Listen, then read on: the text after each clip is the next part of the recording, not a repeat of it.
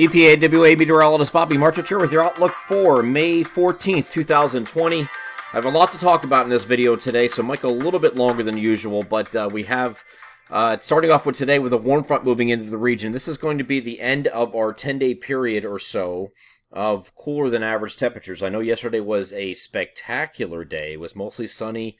Temperatures in the middle 60s, really not a lot to complain. Wind wasn't too bad, a couple breezy conditions at certain points, but it was a really nice day yesterday, even though it was technically below average for this time of year for where it should be, but it was a pretty nice day. Today is going to be another day where temperatures are going to be very slightly below average, not much, but upper 60s generally. For high temperatures today, we'll call it mid-upper 60s actually, because we are dealing with some cooler temperatures up to the north. It'll be around 64, 65 degrees. Further south, upper 60s, but we'll have a warm front moving through the region. So we start off partly cloudy this morning, mostly cloudy this afternoon. There is a slight chance for a shower during the afternoon hours as we head toward the early evening, but it won't be. Most areas will actually stay dry as that moves eastward. And overnight, there could be a few showers, mainly around midnight or just after, and that's going to be favoring the northern half of our region as that moves through. And then that warm front will push through to the north here on Friday morning. So before we go any further, let's go over to the NAM high-res future simulator radar. Starting us off at 5 p.m., and we have showers here across, you see where the warm front is here. The warm front is literally sitting right here. So ahead of that, we have showers, and this warm front's moving off to the north and east here. It's just a light showers in our central PA counties, but as this moves eastward here, it kind of falls apart. You could have a stray shower maintain into eastern Pennsylvania, but it looks like a lot of that falls apart, and that's it. And then we get in the overnight period, and we have these scattered showers again, mainly across the northern parts of our region, closest to I-80. So that hasn't changed from the previous video, though, what we talked about. This is looking at midnight right here, and we go farther from that into just past midnight. You have a few showers moving in. This is now 4 a.m., and you see some showers across, again, I-78 north here for those scattered showers, mainly for the overnight period. And by the time we get to 8 o'clock on Friday morning, we're high and dry. At the same point, here's a look at the cloud cover that morning. I'm going to get the reason I'm bringing up the cloud cover here is because Friday, the chances for severe weather has increased, and that's going to be late in the day, but cloud cover will play a role in that. We're going to get very warm on Friday, exceptionally warm. We're going to get into the 80s across just about every location, but actually mid-80s as we get down here by Philadelphia. So we'll start off with kind of mostly cloudy skies about 8 o'clock in the morning, but watch what happens after that. You get a substantial clearing in this warm sector here. So because the warm front is off to the north, and we have a cold front that's going to be dragged through the area later in the day with higher dew points, sufficient instability in place, plenty of shear and things like that.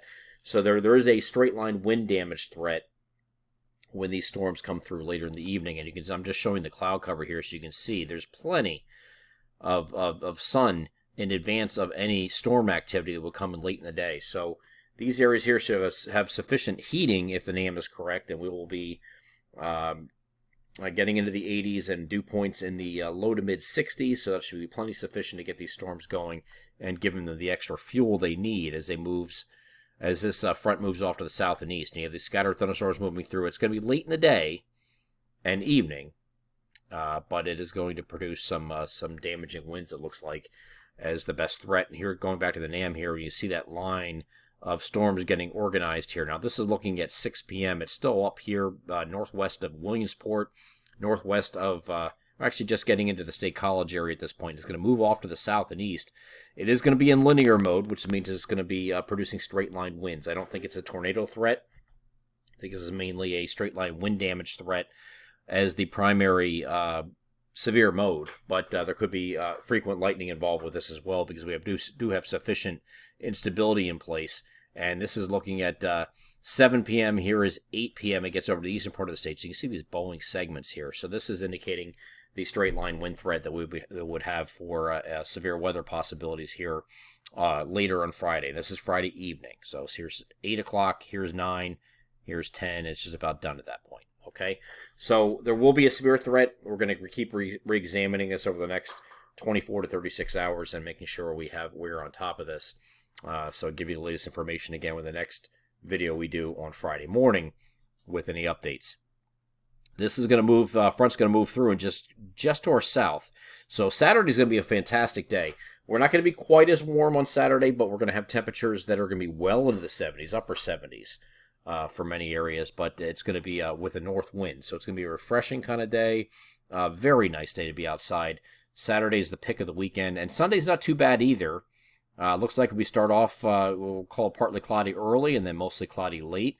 We have a system coming in that's going to come through overnight and into Monday that's going to give us some rain that comes in on Sunday night and Monday. There's a tropical system that's off the coast here. This might be a tropical depression and or weak tropical storm. And this is going to end up blocking up the pattern a little bit. So this is here's your system offshore. Okay, this is blocking up the pattern and keeping this front from advancing eastward. At the same time, there's an upper level trough that's trying to move in here, and that is going to spin an upper level low that's going to be hanging with us for a couple of days because this is not going to be moving. Okay, so it's blocking up the pattern a little bit. So this is a change from the previous forecast. I know I talked about this a little bit as a caveat, possibly for early next week. This might be changing a little bit. And you see some of those app forecasts showing the the rain and the cooler temperatures in the lower 60s. This is why. And it's all because of this bugger right here. All right, so this is going to slow up a little bit. Upper level low is going to get involved as digging in right here, right behind this system. So you have some periods of rain that are going to continue Monday, Tuesday. See how that kind of sits and spins? This is Monday, Tuesday, now going into Wednesday with showers before this finally pulls away. So we're going to have the upper level low influence is going to affect us through at least midweek. And then I think once we get past midweek, we're still hopeful that once we get beyond that point, we start to go right back where we were with warm temperatures, upper 70s to low 80s. And that's going to go right into the beginning of the Memorial Day holiday weekend. But before that, we're going to be dealing with this upper level low influence. And that could be sitting around and spinning for a couple of days. And it's all because of that tropical system offshore.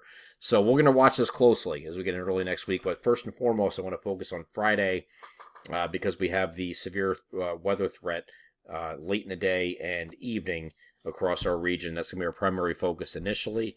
But it does look like the weekend ahead of this system, which would come in Sunday night, Monday timeframe, and last through midweek, would not affect the weekend. Okay, so the weekend looks pretty dry right now.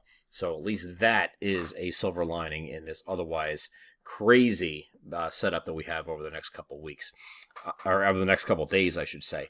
I'm EPAWA meteorologist Bobby Marchus. That is your outlook for May 14th, 2020. Have a great Thursday.